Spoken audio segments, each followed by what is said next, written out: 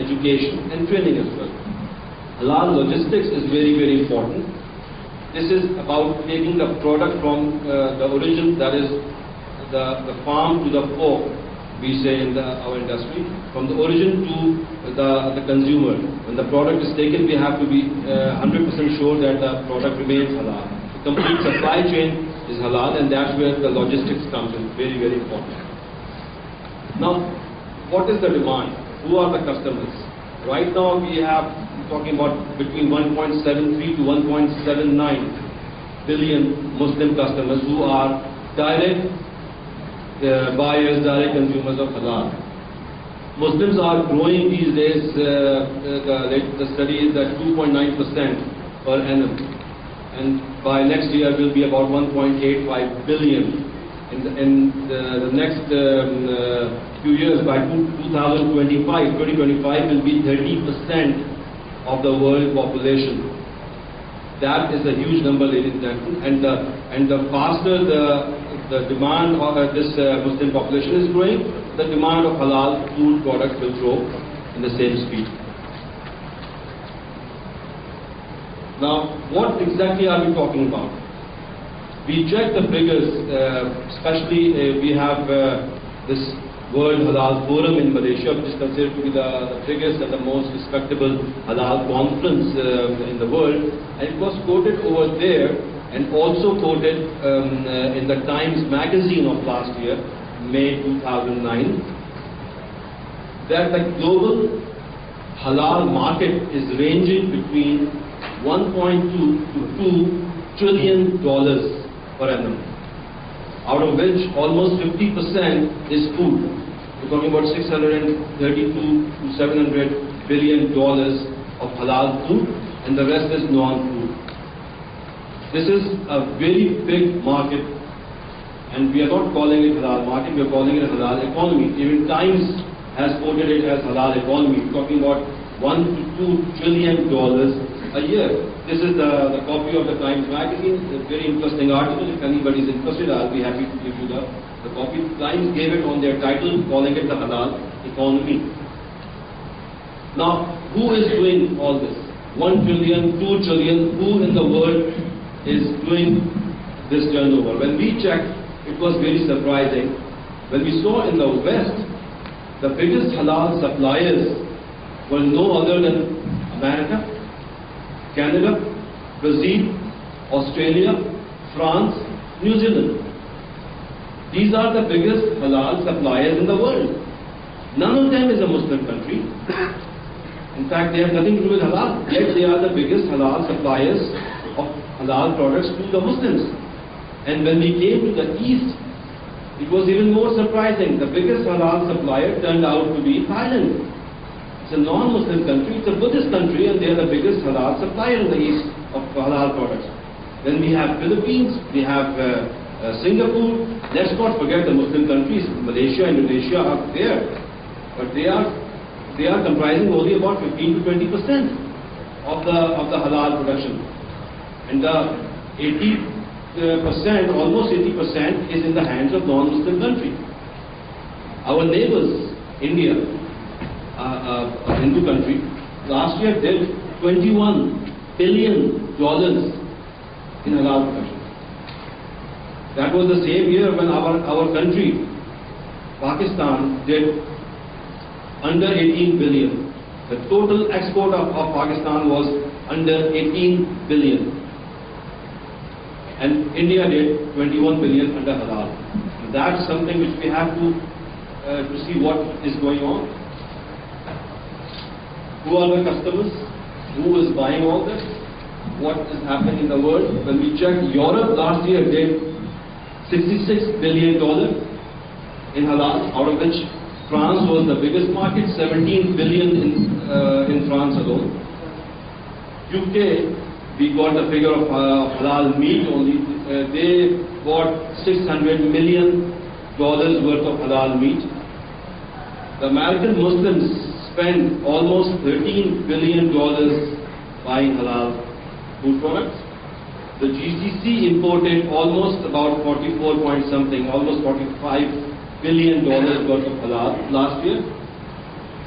India, I've already told you, 21 billion. Indonesia, the biggest Muslim country in the world, did $70 billion in halal trade last year. And other buyers in the world included Saudi Arabia, Iran, Egypt, GCC, Pakistan, Afghanistan, and the whole world is buying halal products. The suppliers I've told you already. Now, halal products are recognized in the world for their quality. They are considered as good quality products and healthy products.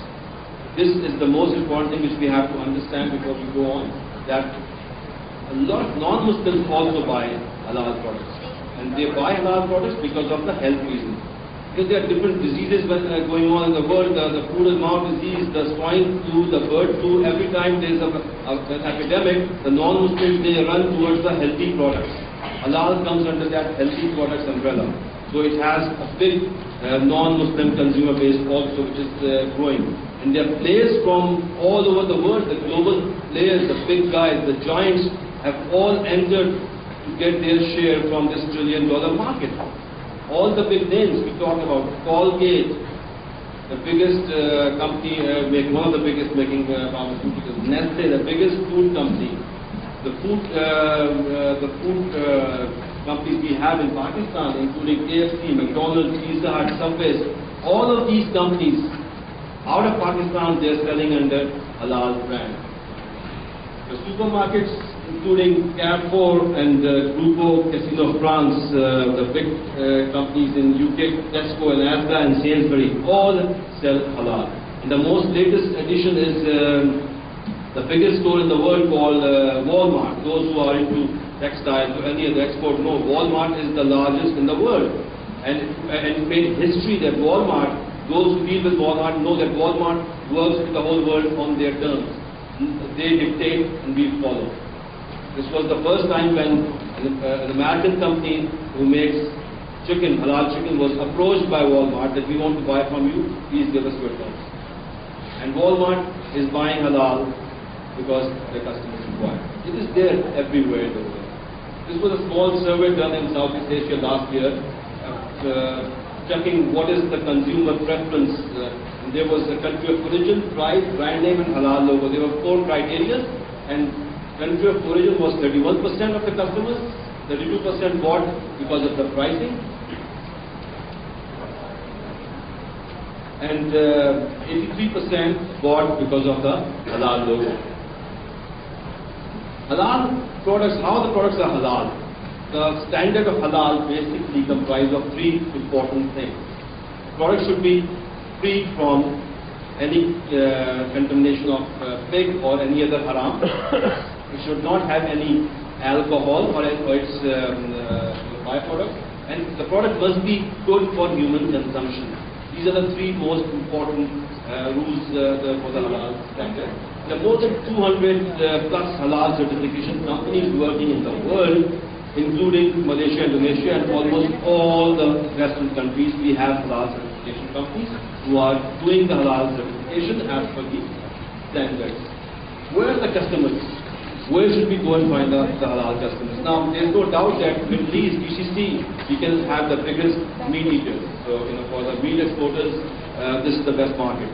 But our research says that GCC and Middle East is not the only market for Pakistan. We have to talk about exports. Our most potential customers are in the countries where Muslims are in minority. They are there and they don't have the halal products available. I went to China, there are 125 million Muslims over there. They all want halal products. In Europe, we have 55 million Muslims. In America, almost 9.5 million Muslims. In Africa, we have almost 435 million Muslims. And they all are in non-Muslim countries. They want halal products. Those are the markets where we have to hit first, because that is where the halal products are not available. And we can make a very good trade for our exports if we hit these non-traditional markets. This is a data I'll go very quickly. If anybody needs it, they can ask me later on. North Africa, we have 181 million Muslims. East Africa, 92 million Muslims. South Africa, half million. This is all in Europe. I've already told you. West Africa, 200 million, and it goes on. In America, I said 10 million Muslims. I'll give you a very small example about the potential. I've already told you last year, American Muslims bought $13 billion worth of halal products. There was a company who did a survey of kosher products. Kosher is what the Jews eat. And they realized that the turnover of kosher product last year was $100 billion in America, out of which almost 16% was bought by Muslims. And when they went to check with the Muslims, why were the Muslims buying kosher products in America, the reply was very surprising. There are about 86,000 kosher certified products available in North American churches. And there are only 1,000 halal certified products available in America. So if you want to buy, if you are a Muslim, you have got one halal product compared to 86 kosher products. It's simply unavailability of halal products in America. Huge potential. Some figures I'll just go on. Halal covers a complete range of products, ladies and gentlemen. You can find it in the supermarkets, five-star hotels, restaurants, fast food chains, airlines serve halal, school dinners, military food, and even prison rations. God forbid, if you have to go, you can ask for halal products, inshallah you'll get it. It's a lifestyle choice other than food. Personal hygiene, healthcare, qualities, cosmetics, everything is included in it. The movement of halal product has created completely new industries, new businesses. The halal value chain includes the logistics, halal security, halal product storage, auditing of halal products, and halal industrial development. Very, very important. Nobody in Pakistan has been thinking about it. Malaysia, ladies and gentlemen, has got more than almost 24 halal industrial parks, halal export parks, halal food parks, where everything which is manufactured is halal. And they are branded as halal industrial parks. And this is a new concept which is not there in Pakistan.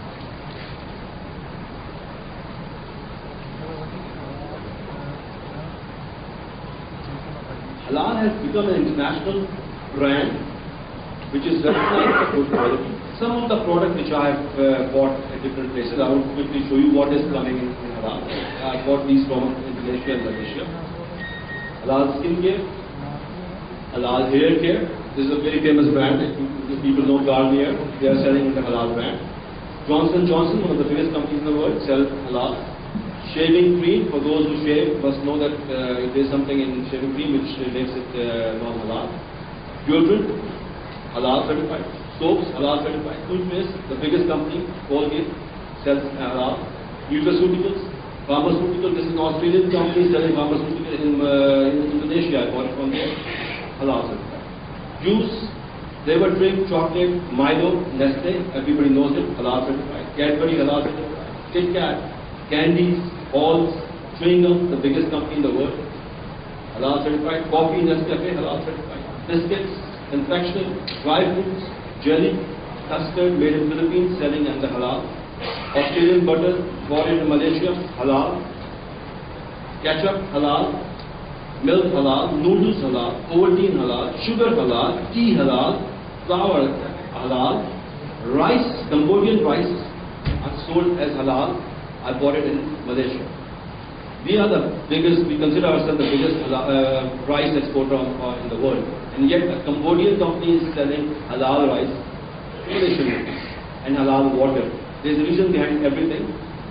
The status in Pakistan is that we have halal standards, but there is no official halal certification company in Pakistan or from the government. So our products which are exported are halal, but they are not considered as halal.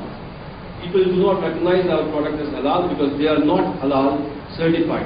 For a Muslim to buy halal product, it must be halal certified. Our products which are going out of Pakistan, our export is not halal certified. This is the main issue, ladies and gentlemen. It's a wake-up call for Pakistan. And we have to see it's a $1 trillion market which we are missing. We have a very major financial problem in our country, which is impacting our economy.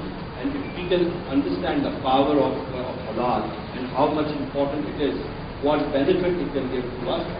The last slide I'll just wind up. Halal certified, if our products are, the halal compliant will improve the quality of our products. Halal brand will add more dollar value to our exports. Halal logo will give us an international brand identity, known to 2 billion customers. Halal industry will bring investments in our country. Halal certified exports will reduce our trade deficit. It's the biggest and the best recipe to improve the exports. Our company is an NGO. It's called Halal Development Council. It is working as a non-profit organization. We are making different programs for the next year, including awareness, standards, compliance, testing, certification, research, updates, marketing, branding, trade development, investment promotion, industry development. And these are all plans, programs which have come next year, inshallah. And one of the main objectives for our NGO is to make Pakistan as a halal hub of the region, inshallah, and have Halal Pakistan brand known to the world as the brand for good quality. This is what our plan is, and I've got a list of different halal items which anybody wants I can provide. And thank you very much. Thanks a lot, Brother Nasir. Now I will invite the chairperson of this session and our chief guest, very honorable Haji Abdul Malik Kasim.